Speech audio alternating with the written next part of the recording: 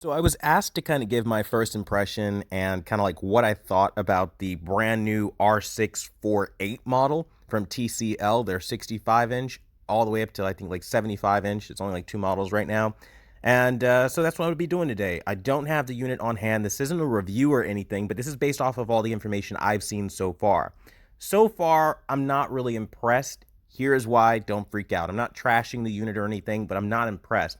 The first reason I'm not impressed is if you look at it, this is the Sony Z9D design from literally 2016. They literally stole that design and they're making their own TV look like an older Sony TV. If you have a Z9D, you're going to immediately recognize this design and you're going to know that it's exactly your TV, right? So for me, from a creative standpoint, I think that's really cheesy and tacky to rip off another company's design.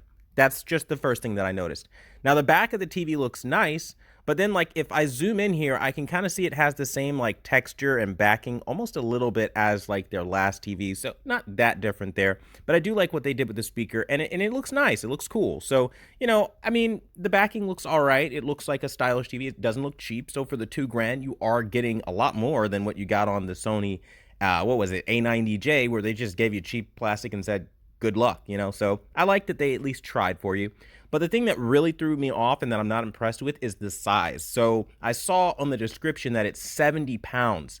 That is a heavy ass 60-inch TV. There's just no way that I'd want to lift a 70-pound TV, which when you consider packaging weight, lifting it up the stairs, it'll be closer to 100 pounds when all things are said and done. And if you're going 75 inches, it's going to be over 100 pounds. Not ideal at all. Okay, and then again, just look at how thick it is. It's very, very, very thick. It feels like an older, outdated TV with this size. Now, I hope that that has a lot to do with how they're going to go about picture quality and it's going to make things look better and, things like that. I mean, we can only know once we get it in and we test it. But I mean, ultimately speaking, I'm just not feeling so far the ripped off Z9D design. Only 240 zones of local dimming. I also feel like that's a little weak for a 65-inch that costs $21.99 before tax.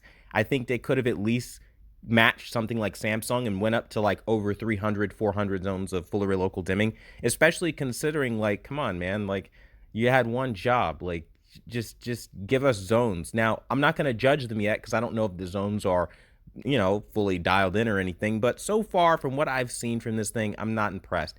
And then the fact that it's 8K, I feel like that's their reason for driving up the price. And I'm kind of annoyed with them, really.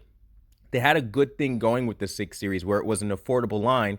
And now they're getting inside of their own headspace. They're hearing positive feedback. They've got Digital Trends and all these other reviewers, propping them up on this pedestal. And now they're charging more. Now they're charging so much more. It's not even like you can say they doubled the price from last year. These are almost triple the prices in some cases. I mean, you're talking the 6 Series goes from being, an entry price of what, $599 to get into this product, and now it's $21.99. That is an astronomical price gouge for this product, and I think that it's not justified in any aspect of the word. For a 65-inch, I think when they launched the brand new 6 Series last year, what was it, like $899 or something like that?